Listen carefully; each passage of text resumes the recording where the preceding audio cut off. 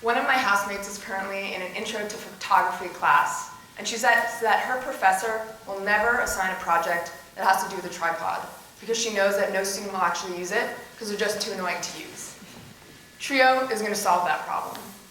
Trio is a reimagined, patent-pending tripod design that allows users to quickly and easily set up their tripods. So, what exactly is the problem? Well, it can take a lot of time and energy to set up a tripod.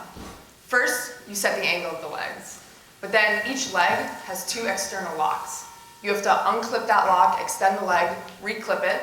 So for each clip, that's 3 steps. If you have 2 clips per leg, that gets you up to 6 steps per leg. If you're counting for all 3 legs, it can take you a full 19 steps to get your tripod to look like this. So currently the tripod market has a couple competitors on the field.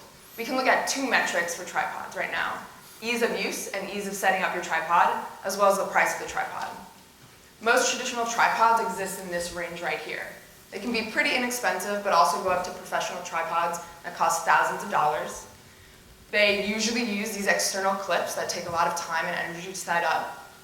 There's currently only one tripod on the market that tries to address this problem though, and that is the Manfrotto Neotech. Instead of using these external clips, the Manfrotto uses friction to hold the legs in place. But it's still kind of complicated to use. The user has to press a button for each individual leg. They can then extend the leg, but then those legs are held in place using friction.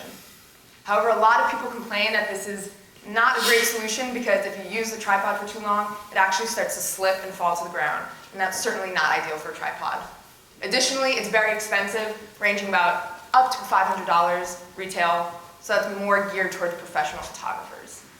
However, we see that there's an empty portion of the market right here, and that is the area, that is the market segment that Trio will capture. Trio is a lower end or mid-end tripod that's geared towards avid and amateur photographers, and it uses a special internal locking system to make it easy to set up your tripod. So this is where the market will sit once Trio enters the market. So how does Trio actually work? Well, Trio begins like a traditional tripod where you set the legs angle. However, there are 2 levers at the top. When you turn the first one, it pulls back a cable that actually pulls back against a brake pad within the leg itself, allowing the first section of legs to fall to the ground in unison under gravity. Once that lever is back in place, the legs are locked. The second lever activates the second set of locks, allowing the final section of legs to fall to the ground, and your tripod is easily set up in only a matter of seconds. Now, we really wanted to prove Trio's value proposition, so we took this side-by-side video comparison of Rob setting up a traditional tripod on the left and Trio on the right. Now, we picked this specific physical setup to imitate someone setting up a tripod on an uneven surface, such as bleachers or stairs, where it might be a little more complicated to set up your tripod. And I see there's some in the audience set up on uneven surfaces. Now, it took Rob only 17 seconds to set up his Trio tripod. Are we still struggling with the traditional one? It's awkward, it's taking him a long time. In the end, it takes him 38 seconds to set up his tripod, more than twice the amount of time it took him to set up Trio. Now that's a big difference, and we value that difference. Now Claire is going to discuss in a little more detail our specific design. Every component of Trio was carefully designed. The locking mechanisms were designed to be strong and durable. The release mechanism was designed to be simple and intuitive, as well as ergonomic. The legs materials were chosen to be lightweight, strong, as well as inexpensive, and even the feet material was chosen to minimize rebound and minimize noise. Looking more specifically at the release mechanism, we went through 4 iterations, and this was our optimal design. It's comprised of a housing and a release mechanism, one corresponding to the upper and the lower telescoping sections. In each of the legs is a cable that connects to the brake pad in each of the locking mechanisms. These cables run up through the legs, into the housing, and around the release mechanism. This means that when the user throws the release mechanism lever, it displaces the cable, pulls back the brake pad, and allows the corresponding tube to telescope freely. In designing this mechanism, our main goal was to make it comfortable for the user. We did this in 2 ways. One was to make the shape of the housing comfortable for the user to hold, and the shape of the lever comfortable for the user to push on with their thumb. And the other was to make sure that we didn't exceed the maximum force that it was comfortable for the user to push on with the lever, nor the maximum angle that it was comfortable for a user to throw the angle through. testing, we found that the maximum force that was comfortable for the user to push was 1.65 pounds, and the maximum angle that it was comfortable to push through was 64 degrees. These two metrics influenced our geometry design of the release mechanism, but also influenced the design of the locking mechanism. Through a static analysis and a moment balance, we determined that the maximum force that was allowable of the cable to pull back the brake pads and thus release the legs was 1.26 pounds. And this number influenced our design of the locking mechanism, which Greg will now talk a little bit more about.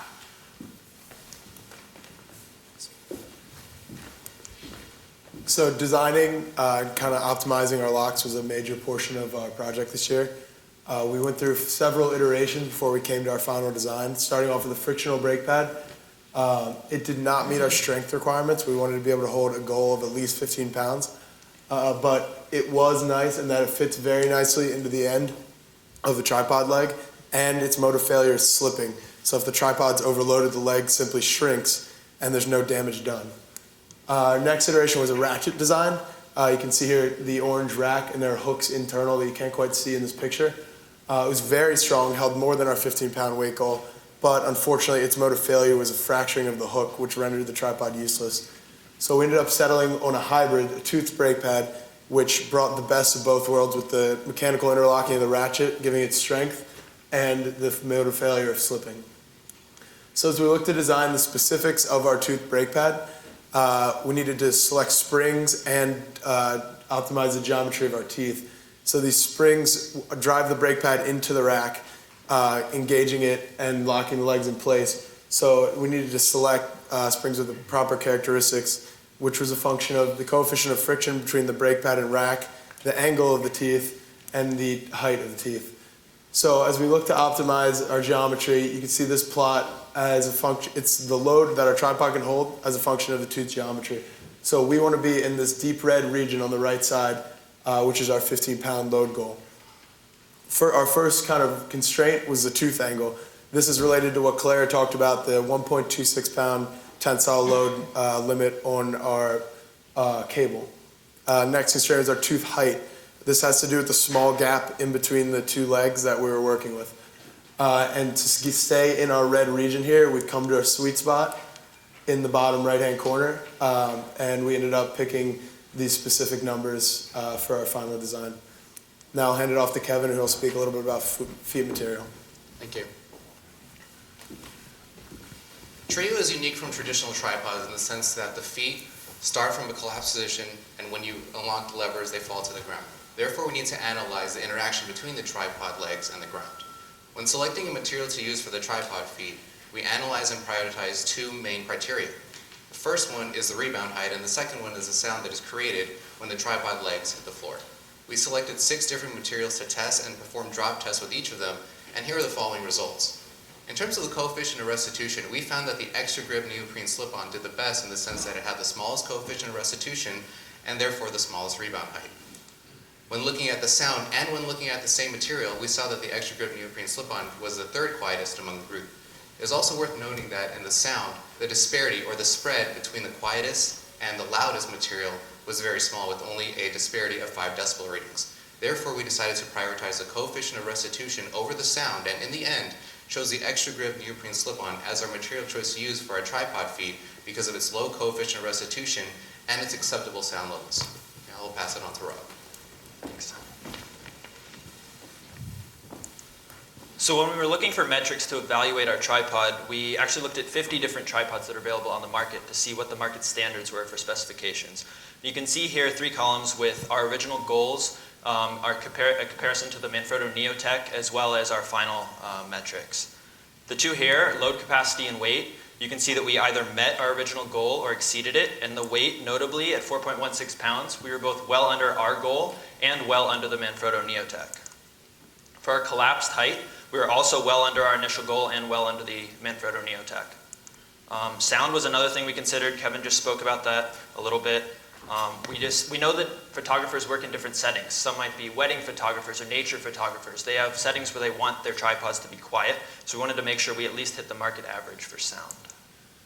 For our release angle, we came in at 15 degrees, which was much less than our 64-degree goal, and we also hit our angle setting goal as well. Now, there were 2 metrics that we didn't quite meet.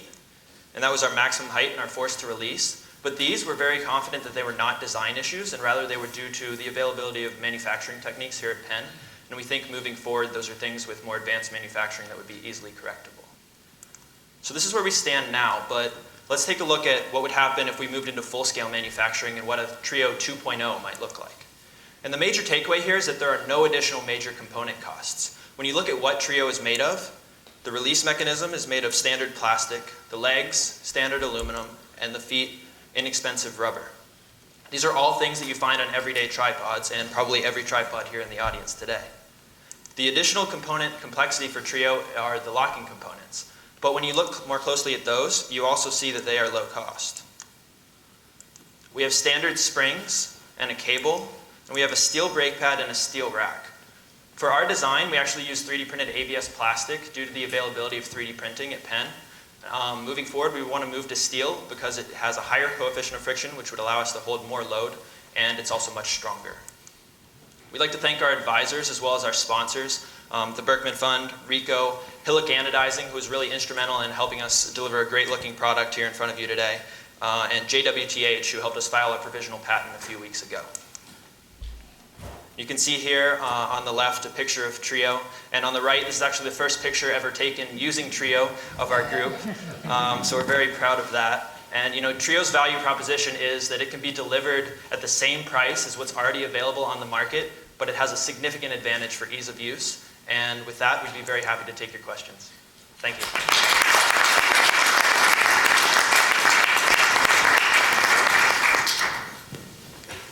Are you thinking about the future next product and maybe even a single leg tripod?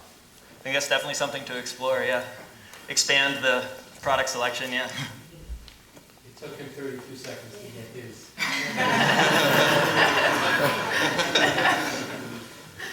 Do you think of any other potential applications outside of the tripod market for the mechanisms that you constructed? So the provisional patent itself was more broad-reaching. I think the way the lawyers entitled it was support mechanisms or support structures.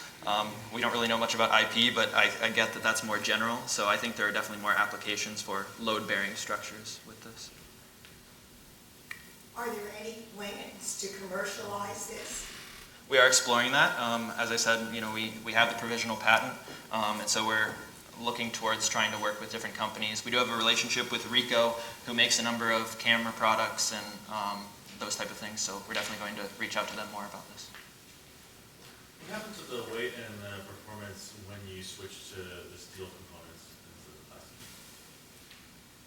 Yeah, I can take that one. Well, the biggest problem we've had with the plastic is the wear.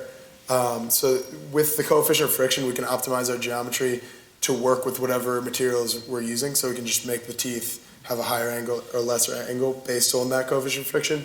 But with this current prototype, the main issue we've been having is wear with the rack and brake pad. So as they slide past each other and we use it, the teeth become more rounded and thus hold less weight.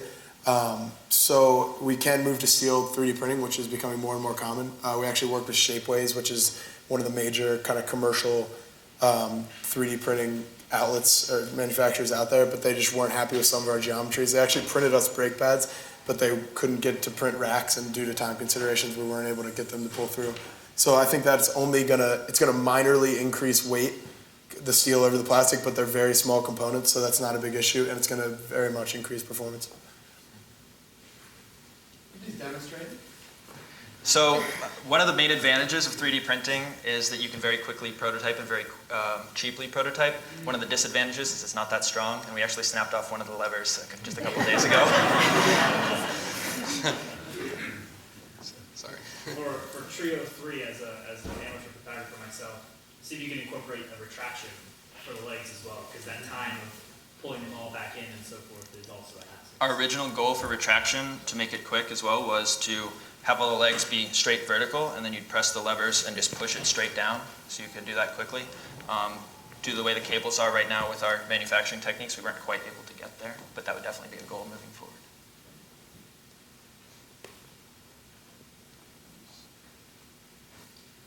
All right. Thank you. Thank you.